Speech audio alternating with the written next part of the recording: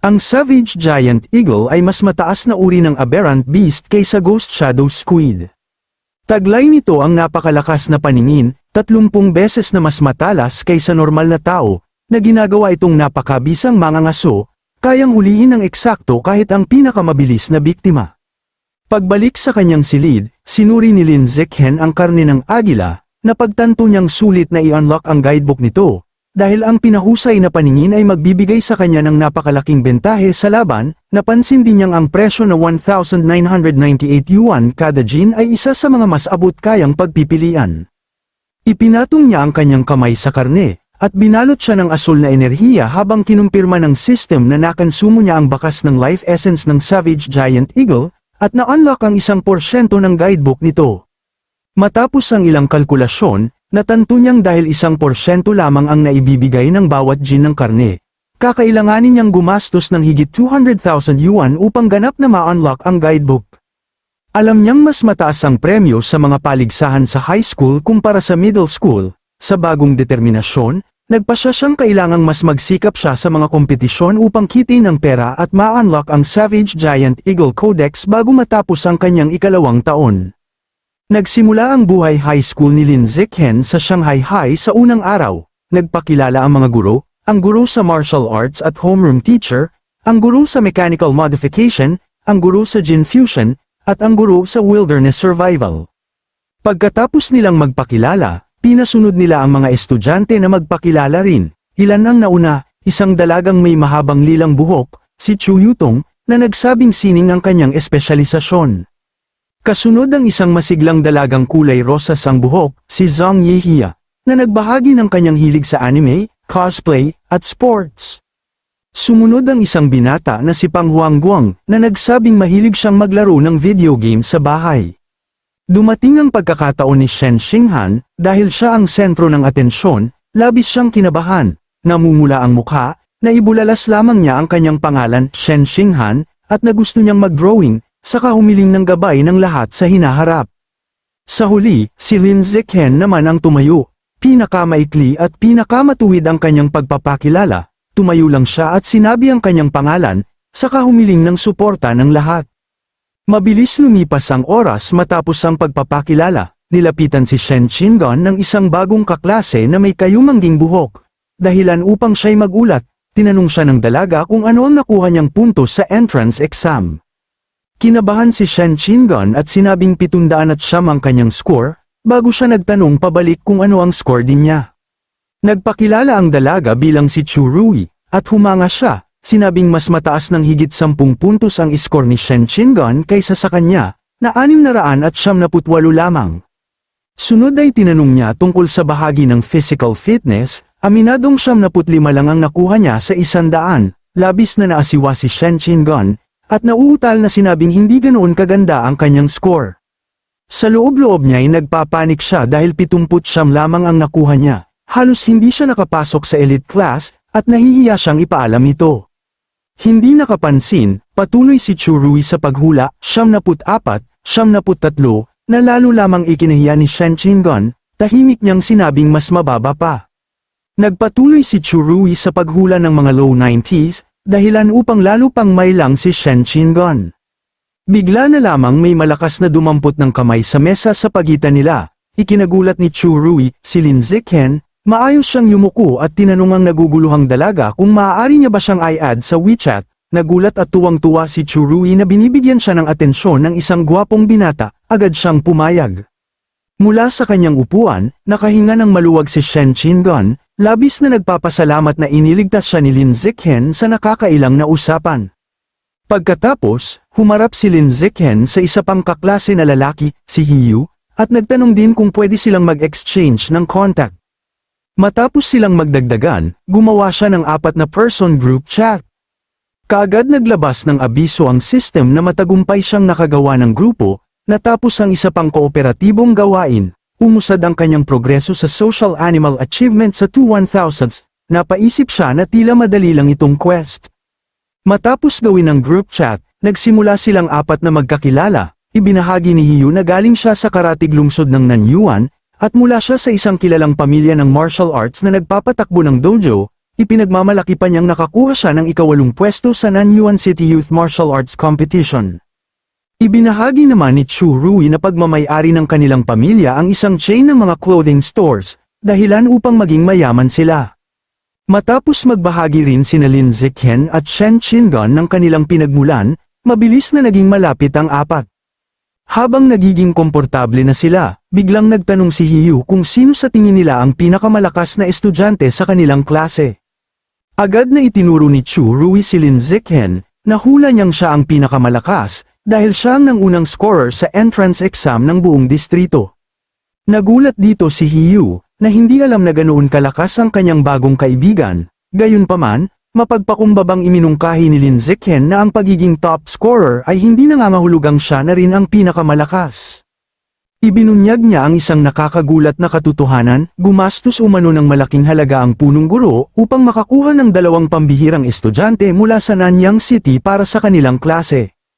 Itinuro ni Hiyu ang 2, ang una ay isang binatang may blondeng buhok, si Wang Shuoji, ang pangatlong ranggo sa Nanyang City, na kayang tumakbo ng 100-meter dash sa loob lamang ng 7.98 segundo. Ang ikalawa naman ay isang malaking binatang puno ng kalamnan, si Lugang, na may napakalakas na natural na lakas at kayang buhatin ang 300 kilong barbell gamit ang isang kamay lamang. Kita sa mga mukha ni na Shen Xinghan at Chu Rui ang paghanga at pangamba. Si Lin Ziqian, sa kabilang banda, ay nanatiling kalmado. Sa loob-loob niya, nililibak niya ang kanilang mga achievement, dahil nalampasan na niya ang mga numerong iyon noong elementarya pa lang siya.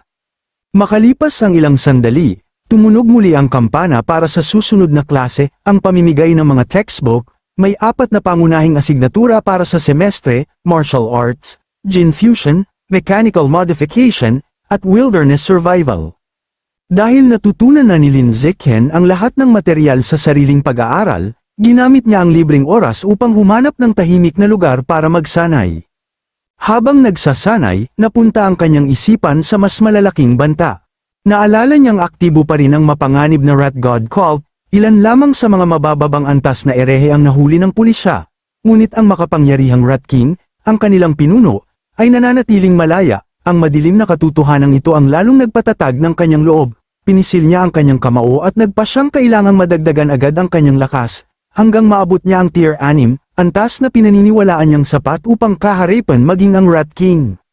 Dumating ang unang practical class, Wilderness Survival, pinulong ng guro na si Shi Chongbai ang mga estudyante sa isang masukal na lugar at tinanong kung sino ang marunong gumawa ng apoy gamit ang drilling wood. Mariing bulong ni Hiyu na walang silbi ang ganoong kasanayan. Laking gulat ng lahat nang parehong lumapit sina Wang Shuoji at Lugang, at matagumpay na nakagawa ng apoy gamit ang sinaunang paraan. Impresyonado ang guro at tinanong kung saan nila ito natutunan. Ipinaliwanag ni Lugang na natutunan niya ito sa summer camp, samantalang si Wang Shuoji naman ay nagsabing natuto siya sa panunood lamang ng mga video online. Pagkatapos nila, madaling itinuro ni Lin Ziqian ang parehong teknik sa kanyang maliit na grupo, at mabilis rin nila itong natutunan. Sa sumunod na klase, martial arts, ipinahayag ng guro na si Yao Yuanfang na tuturuan niya sila ng espesyal na breathing at cultivation technique. Muli, sina Wang Shuoji at Lugang ay nagyabang na alam na nila ito, ipinapakita sa klase kahit pa medyo clumsy ang kanilang demonstrasyon, sa kabila nito, na kaya pa rin nila, si Lin Ziqian, na bihasa na sa mga teknik na ito, ay nagpas siyang manatiling low profile. Makalipas ang mahigit 1 buwan na walang kakaibang pangyayari, dumating ang klase sa mechanical modification, inihayag ng guro na si Kai Yuanfei na magkakaroon sila ng pagsusulit upang subukin ang kanilang progreso. Para maengganyo sila, ibinunyag niyang may cash prize para sa top 3, 888 yuan para sa una, 666 para sa ikalawa, at 333 para sa ikatlo. Nagliwanag ang mga mata ni Lin Ziqian nang marinig ang gantimpala, naisip niyang halos sapat na ang unang gantimpala para makabili ng kalahating gin ng mamahaling Savage Giant Eagle na karne. Lalong naengganyo ang lahat at nagsimula ang pagsusulit. Nagkataon, ang guro sa Jin Fusion na si Liu Diren ay nagkaroon din ng parehong ideya, at nagbigay rin ng sorpresang pagsusulit na may kaparehong istruktura ng gantimpala. Pagkatapos ng 2 mahihirap na pagsusulit, sobrang pagod ang mga estudyante, bumulagta si Hiyu sa kanyang mesa, umuungol, habang nagrereklamo ang iba kung gaano kahirap ang mga tanong, may isang dalaga pang nagsabing umaasa siyang makakakuha siya ng 70, ngunit maswerte na raw kung makapasa siya ng 60. Habang nagrereklamo ang lahat, nagsimula namang magyabang sina Wang Shuoji at Lugang. Tinanong ni Lugang si Wang Shuoji kung kumusta ang kanyang score. Kumpiyansang sagot ni Wang Shuoji, 75 raw ang inaasahan niya. Dahil nahirapan lamang siya sa huling bahagi ng final question, sumang-ayon si Lugang, at sinabi ring pareho lang sila, umaasang 75 rin ang makukuha niya. Naiinis na pinanood sila ni Hiyu, na kuyam ang kamao sa galit, iniisip kung gaano niya gustong suntukin ang dalawa.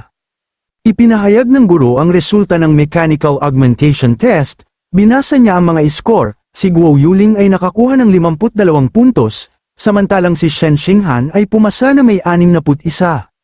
Masiglang sinabi ni Shen Xinghan kay Lin Zikhen na pumasa siya, at binati naman siya nito sa kanyang pagsisikap. Nagpatuloy ang guro at inanunsyo na nakakuha si Hiyu ng kahangahangang 88 puntos, pinuri siya ng kanyang mga kaibigan, at mapagkumbabang sagot niya na sinwerte lang siya, sabay pangakong ililibre sila gamit ang kanyang premyo na 333 yuan para sa ikatlong pwesto. Kasunod nito, kinumpirma ng guro na parehong nakakuha ng 75 sina Lugang at Wang Shuoji, eksaktong gaya ng kanilang sinabi. Pinuri pa sila na isang tanong na lang ang layo mula sa perpektong marka. Kumpiyansang sinabi ni Wang Shuoji na kung binigyan pa siya ng 10 minuto, nasagot niya ang huling problema, at sang-ayon naman si Lugang. Habang nagyayabangan ang dalawa, lalong nainis si Hiyu, ngunit tinuwa na lang ang sarili sa pag-iisip na hawak pa rin niya ang ikatlong pwesto. Ngunit bigla, ibinunyag ng guro ang nakakagulat na resulta, sa kabila ng hirap ng pagsusulit, may isang estudyanteng nakakuha ng perpektong score, Lin Zikhen, 100 puntos. Nagulat at napatili sina Wang Shuoji at Lugang, tinawag pa nilang may daya ang resulta. Ngunit ang buong klase ay nagdiwang, maging si Hiyu na dati nanlumo, ay nakisigaw rin. Kinikilalang nasa ibang antas si Lin Zikhen, nagdiwang sina Shen Qingan at Xu Rui sa kanyang pagkapanalo, bilang karangalan ng Shanghai, ngunit hindi pinansin ni Lin Zikhen ang papuri, ang kanyang atensyon ay nakatuon lamang sa premyo. Itinaas niya ang kanyang kamay at tinanong si Guro Kai kung kailan ipapamahagi ang 888 na gantimpala para sa unang pwesto. Nangako ang guro na ipapadala ito mamaya, subalit sa loob-loob niya ay nakapagtataka ang sobrang focus ni Lin Zikhen sa pera.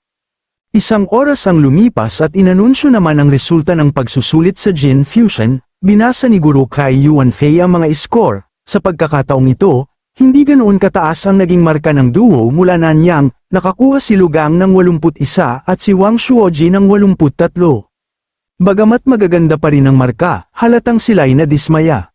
Sa kabilang banda, nakakuha si Shen Xinghan ng mataas na 78 at napabilang sa nangungunang 5, kaya't nagdiwang siya kasama si Xu Rui. Sa ikinagulat ng lahat, muling nakakuha ng perpektong marka si Lin Zikhen, madaling nakuha ang panibagong gantimpala. Ang ikalawang sunod na panalong ito ay matinding dagok sa kumpiyansa ni Hiyu, Wang Shuoji, at Lugang na nawala ng gana at hindi matanggap ang pagkatalo. Hindi makapaniwala sina Wang Shuoji at Lugang at nagtanong kung paano posibleng makakuha ng perfect score sa ganoong kahirap na pagsusulit. Hayagan nilang sinabi na baka alam na ni Lin Zikhen ang mga sagot bago pa man ang exam. Agad silang pinutol ni Guro Kai Yuanfei, mariing sinabi na imposible yon. Ipinaliwanag niyang siya mismo ang bumuo ng lahat ng tanong at hindi ito matatagpuan online, kaya't walang puwang para sa pandaraya. Natahimik ang dalawa, ngunit hindi ang kanilang mga kaklase. Tinawanan at kinutya ni Hiyu at Xu Rui sina Wang Shuoji at Lugang, tinawag silang mga talunan, sinabi pa ni Hiyu na sila ay kahihiyan ng Nanyang City, at idinagdag ni Xu Rui na ang mga walang modo at pangit na tao ang laging nagdudulot ng gulo. Pagkatapos ng tanghalian, nagsimula ang praktikal na pagsusulit para sa wilderness survival. Ipinaliwanag ni Guru Shi Chengbei na pareho ang mga gantimpala, may cash prize para sa top 3, ang pagsusulit ay may 3 bahagi, pag-akyat, paglangoy, at paggawa ng apoy gamit ang friction. Dahil natalo na sila sa akademikong bahagi, sinabi ni Wang Shuoji kay Lugang na kailangan nilang bumawi sa praktikal, sumang-ayon si Lugang, at parehong tumitig kay Lin Zikhen, nanumpang dudurugin siya at aalisin ang kanilang kahihiyan. Nagsimula ang pagsusulit sa pag-akyat kung saan bilis ang basehan, gaya ng inaasahan, Madali itong nilampasan ni Lin Zichen gamit ang kanyang natatanging pisikal na kakayahan, inakyat niya ang pader ng bato ng napakabilis, iniwan ang duo mula Nanyang ng malayo at kinuha ang unang pwesto. Ganoon din ang kinalabasan sa tree climbing, muli niyang nakuha ang una, habang nagreklamo si Wang Shuoji na hindi man lang niya nakita ang anino ni Lin. Habang patuloy na nag-e-excel si Lin, napansin niyang ang tunay niyang inaalala ay si Shen Qinggan, gaya ng inaasahan, nahirapan siya sa pag-akyat at nagtapos na huli. Ngunit hindi siya nag-alala, alam niyang ang tunay na talento nito ay nasa tubig, at tiwala siyang mababawi niya ang kumpiyansa sa swimming segment. Sumunod ang paggawa ng apoy, dahil nakatuon sa premyong pera, sinigurado ni Lin Zichen na matatalo niya ang duo mula Nanyang, mabilis at determinado siyang nagsimula, at nagawa niyang makalikha ng apoy sa loob lamang ng 58 segundo, nanlaki ang mga mata ni Wang Shuoji at Lugang, hindi makapaniwala kung paano siya laging mabilis sa lahat ng bagay, namamangha sa bilis ng kanyang mga kamay. Sa huling bahagi, ang paglangoy, si Shen Xinghan naman ang nagningning. Gamit ang kanyang likas na kakayahan sa tubig, lumangoy siya ng napakabilis, tinalo ang duo mula Nanyang, at muli silang pinahiya. Hindi makapaniwala si Wang Shuoji kung paano nagpakita si Shen Xinghan ng ganoong lakas bigla, iniisip na baka guni-guni lang niya ito. Pagkatapos ng pagsusulit, nanahimik sina Wang Shuoji at Lugang ng matagal, ngunit tumagal lamang ang kanilang pananahimik hanggang tanghalian. Sa hapon, nagsimula ang huling pagsusulit para sa martial arts. Ipinahayag ni Guru Yao Yuanfeng na oras na upang subukin ang kanilang progreso sa pamamagitan ng sparring competition, may gantimpala para sa top 3, kaya muling ginanahan ang klase. Para kina Wang Shuoji at Lugang, nabuhay ang kanilang pag-asa, determinado silang bawiin ang kanilang dangal, naniniwalang sa martial arts class, tunay na susubukin ang pisikal na lakas at teknik sa laban, para sa kanila. Kung mahina si Lin Zichen sa martial arts, magiging walang saysay ang lahat ng kanyang mataas na marka. Bago ang sparring, nagpasagawa muna ang guru ng physical test bilang warm-up, 100-meter sprint, isang kamay na pagbubuhat ng barbell, at vertical jump. Kahit nagpigil si Lin Zichen upang hindi lumabas na sobrang nakakaangat, nakagawa pa rin siya ng kamanghamanghang resulta, tumakbo siya ng 100-meter dash sa loob ng 7.78 segundo, nagbuhat ng 330 kg barbell gamit ang isang kamay, at umabot sa 2.18 metro ang talon, kinuha niya ang unang pwesto sa lahat ng tatlong event, siniguradong bahagya lamang niyang natalo ang duo mula Nanyang. Muli silang nabigla, hindi maunawaan ni Wang Shuoji kung paano mas mabilis si Lin, habang si Lugang naman ay hindi makapaniwala kung paano nagiging ganoon kalakas ang isang taong hindi mukhang maskulado. Pilit na binuhay ni Wang Shuoji ang loob nila. Sinabihan si Lugang na ang pagkatalo sa physical test ay hindi nangangahulugang matatalo na sila sa sparring, dahil sa tunay na laban, ang teknik ay kasing halaga ng lakas, nakumbinsi nila ang kanilang sarili na dahil sa kanilang mas mataas na teknik, may tsansa pa silang manalo. Pagkatapos ng pagsusulit, lumipat ang lahat sa dueling area para sa sparring matches. Sabik na makumpleto ang kanyang survival of the fittest achievement, unang pumasok sa ring si Lin Zichen. Ngunit matapos ang kanyang nakakamanghang pagpapakita ng lakas, walang naglakas loob na hamanin siya, maging sina Wang Shuoji at Lugang ay nagatubili muna at nagpa siyang manood. Nakita ng guro ang pagkakaantala kaya siya na ang namagitan, tinawag niya ang isang estudyanteng nagngangalang Lu Wei at inutusan siyang makipag-sparring kay Lin Zichen. Nagharap ang dalawa ngunit tapos na agad ang laban bago pa man ito tuluyang magsimula. Para makatipid ng oras, tinapos ni Lin Zichen ang laban sa isang napakalakas na suntok na nagpalipad kay Lu Wei. Sunod-sunod niyang tinalo ang lahat ng iba pang kaklase sa parehong brutal na paraan, mabilis at walang kahirap-hirap. Habang pinapanood ito, tuluyang nawala ng pag-asa sina Wang Shuoji at Lugang, sa takot na pagtanto ni Wang Shuoji na mas malakas pa si Lin Zichen kaysa sa kanilang inakala, at marahil ay hindi pa nga ito nagseryoso sa physical test kanina. Naisip niya kung paano pa makakalaban ang sinuman sa isang halimaw na gaya nito. Habang gumuho ang kanilang loob, biglang tumalon si Hiyu papasok ng ring at sumigaw ng pangalan ni Lugang. Itinuro niya ito at idineklara na mainit na siya at nasa porma na, kaya hinahamon niya ito sa isang laban. Sabik na mailabas ang kanyang iniis, agad na pumayag si Lugang, inisip niyang bagamat hindi siya sigurado laban kay Lin Zichen, kaya niyang talunin si Hiyu at nanumpang dudurugin ito sa loob ng 30 segundo. Sa isang malakas na sigaw sumugod si Hiyu, at nagsalpukan sila sa mabilis na palitan ng suntok at sipa, ngunit malinaw ang agwat ng kanilang lakas. Madali lang na nahuli ni Lugang ang sipa ni Hiyu, ginamit ang kanyang napakalakas na lakas para paikot-ikot siyang ibalibag, at pagkatapos ay inihagi siya palabas ng ring, bumagsak si Hiyu ng malakas, faunan at nagsusuka. Nakatingala si Lugang sa kanyang pagkapanalo, at nagbigay ng patagang papuri, inaamin na ang pisikal na teknik ni Hiyu ang pinakamaganda sa kanilang klase, ngunit mayabang na tinapos sa pagsasabing mas magaling pa rin siya. Matapos ang panalo, lumingon si Lugang at nakita si Lin Zichen na papalapit, kalma itong nagbigay ng hamon para makipag-sparring, sa loob-loob niya. Nakikita ni Lin Zichen na ito ang tamang pagkakataon para umusad ang kanyang achievement quest. Sariwa pa ang kanyang panalo at puno ng kumpiyansa. Ngumiti si Lugang at tinanggap ang hamon, idineklara na hindi siya natatakot. Agad na sumugod si Lugang gamit ang isang napakalakas na suntok, ngunit lumitaw agad ang agwat ng kanilang kakayahan. Kumilos si Lin Zichen nang may nakakasilaw na bilis, madaling umiwas at nag-iwan pa ng mga anino sa likuran. Bago pa man maunawaan ni Lugang ang nangyari, agad siyang tinamaan ng isang mabilis na sipa, tumama ito ng direkta sa kanyang likod, at lumipad siya palabas ng ring, faunan sa isang atake lang.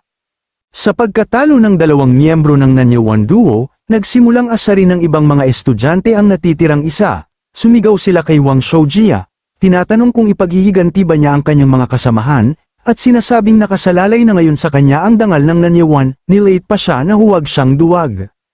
Nainis si Wang Shoujia at pasigaw na pinatahimik ang lahat, iginiit na balak na rin naman niyang lumaban. Mabilis siyang pumasok sa ring upang harapin si Lin Zichen.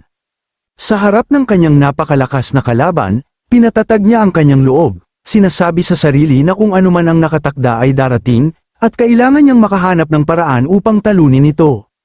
Determinado siyang manalo, buong sigaw na idineklara ni Wang Shoujia na ibibigay niya ang lahat at umatake kay Lin Zichen nang may matinding galit. Subalit walang kabuluhan ang kanyang pagsisikap, sapagkat magaan lamang na pinigilan ni Lin Zichen ang kamao gamit ang isang kamay, at gumanti ng isang matinding suntok na nagpalipad kay Wang Shoujia ng patiwarik. Bumagsak ito ng malakas sa sahig ng gym, nawala ng malay at may bula pa ang bibig, faunan ng kasindali ng lahat ng nauna. Matapos masupil ang duo ng Nanyewan, sunod na sistematikong pinabagsak ni Lin Zichen ang natitirang mga lalaki sa klase, isa-isa, gamit ang parehong magaan at mahusay na paraan. Nang matapos niyang talunin ang lahat ng lalaking estudyante, agad niyang sinilip ang kanyang sistema at napansin, na ayon sa tuntunin ng Survival of the Fittest Achievement, ang paulit-ulit na pagtalo sa iisang tao ay bilang na isa lamang, ibig sabihin, ang natitira na lamang niyang mga kalaban sa klase ay ang mga babae, naisip niyang baka wala ni isa na papayag na makipag-sparring sa kanya. Ngunit laking gulat niya nang ang mga babae ay higit pang handang lumaban, nagtipon ang kanyang mga kaklaseng babae, namumula ang pisngi at gumagawa pa ng hugis puso gamit ang mga kamay, sabik na lahat na makaharap siya. Ang unang nagboluntaryo ay si Chu Yutong, na masiglang tinaas ang kamay at hinamon siya. Tumalon siya sa ring, at umatake ng may nakakagulat na bilis at liksi, ngunit ibang antas pa rin si Lin Zichen, madali niyang naiwasan ang atake, dahilan upang humanga si Chu Yutong sa kanyang di masukat na bilis. Magaan siyang lumapag ngunit halatang bigo dahil halos malapit na ngunit hindi man lang niya nahawakan si Lin Zichen. Di inaasahan, matapos ang pagkatalo ni Chu Yutong, isa-isa ring nagboluntaryo ang ibang mga babae upang hamanin siya. Siyempre, labis na naghinay si Lin Zichen kapag kaharap ang mga babae, hindi niya layunin na saktan sila, kundi manalo lamang sa opisyal na laban at mabilis na matapos ang kanyang achievement. Di nagtagal, natapos na niyang makipag-sparring sa lahat ng babae sa kanyang klase, bagamat matagumpay niyang natalo ang bawat estudyante, malayo pa rin siya sa ganap na pagkumpleto ng kanyang tungkulin. Medyo nadismaya siya, subalit agad ding nabago ang kanyang damdamin nang biglang mag-anunsyo ng magandang balita ang kanilang guro na si Yao Yuanfeng. Pinuri ng guro ang klase at ipinaalala sa kanila na bilang mga piling estudyante, dapat nilang matutunang haminin ang mga higit na nakatataas. Ipinahayag niya na sa loob ng isang buwan, ang kanilang klase ay makikipaglaban sa pinakamalakas na regular class ng ikalawang taon, at inaasahan niyang magiging handa sila. Si Lin Zichen, na kanina lang ay nadidismaya dahil sa kakulangan ng mga kalaban para mapabilis ang kanyang Survival of the Fittest Achievement, ay labis na natuwa, isang bagong laban ang dumating mismo sa kanyang pintuan, tunay na pagpapala. Pagkatapos ibasura ang klase, lumapit ang bagong mapagpakumbabang silugang kay Lin Zichen, umamin siyang minamaliit niya noon ang paaralan, at idineklara na mula ngayon, ituturing na niya si Lin Zichen bilang kanyang karibal sa susunod na 3 taon, na pagtanto ni Lin Zish, sa plano ng kanilang guro na patuloy na haminin ng iba't ibang klase, maaaring hindi imposible na makumpleto niya ang kanyang achievement sa loob lamang ng 1 taon. Si Wang Shoujie naman ay muling humarap sa kanya, nakayukod upang ipakita na balang araw bago sila magtapos ay babawi siya at huhugasan ang kahihiyan ng kanyang pagkatalo, subalit si Lin Zichen ay higit na nakatuon sa praktikal na pakinabang. Kinuwente niya na nakakuha na siya ng mahigit 3,000 yuan mula lamang sa mga gantimpala sa pagsusulit, laking tuwa niya sapagkat maaari na niyang gamitin ang perang yun upang makabili ng mas maraming karne ng halimaw. Mariin niyang pinisil ang kamao, tuluyang hindi pinansin ang duo ng Nanyuan, na nagngangalit sa kanyang aroganteng pagbaliwala. Kinagabihan, habang nasa kanyang silid, sinuri niya ang kanyang kalagayang pinansyal, kahit nakakuha siya ng pera mula sa mga gantimpala, malayo pa rin yun sa sapat para mabili ang lahat ng karne ng halimaw na kailangan niya. Kaya't upang kumita ng mas marami pang pera, nagpasya siyang tularan ang yapak ng kanyang mga magulang at nagrehistro bilang isang web novel author. Sinimulan ang kanyang paglalakbay sa pagsusulat, dahil sa kanyang Celestial Root of Wisdom, naging pambihira ang kanyang pagsusulat. Kinaumagahan, nakatanggap siya ng kontratang imbitasyon mula sa UN platform sa kanyang mga mensahe. Matapos pirmahan ang kontrata, isang balita mula rin sa araw na iyon ang nakakuha ng kanyang pansin, iniulat ang isang nakakatakot na insidente, 2 oras pa lamang ang nakalipas. Isang dambuhalang mutant na daga ang umatake sa isang cold storage facility ng frozen meat sa labas ng lungsod. Ayon sa ulat, mahigit 5 metro ang haba ng daga at napakalakas nito, nakakagat nito ng isang cyborg responder sa 2. Sa kanyang huling desperadong hakbang, na-activate ng cyborg ang nakatagong backup energy core at nagsagawa ng self-destruction, na isinama ang kalaban. Ang sumunod na pagsabog ay napakalakas, nagkapira-piraso ang dambuhalang mutant na daga sa mismong lugar. Nang mabasa ang balita, nabalisa si Lin Zichen, nakatitig siya sa larawan ng halimaw na daga, at unti-unting kinikilabutan sa tanong kung gaano pa karami ang mga dambuhalang mutant na daga na nagtatago sa Shanghai City, pinag-isipan din niya kung saan nga ba maaaring nagkukubli ang ganoong kalalaking nilalang. Dumating ang araw ng sparring session laban sa pinakamalakas na regular class ng 2 taon, at nagtipon ng mga estudyante sa Shanghai High Gymnasium. Bago magsimula ang laban, nagpatawag ng pagpupulong ang guro nilang si Yao Yuanfeng kasama ang kanyang mga pinakamahuhusay na mandirigma. Binalaan niya sila na kahit malakas ang kanilang mga top fighters, mas malakas ang kabuuang puwersa ng kabilang klase at malamang nagagamit ang mga ito ng depensibong taktika upang unti-unti silang pagurin. Kaya't iniutos niyang tapusin agad ang kanilang mga laban ng mabilis hanggat maaari.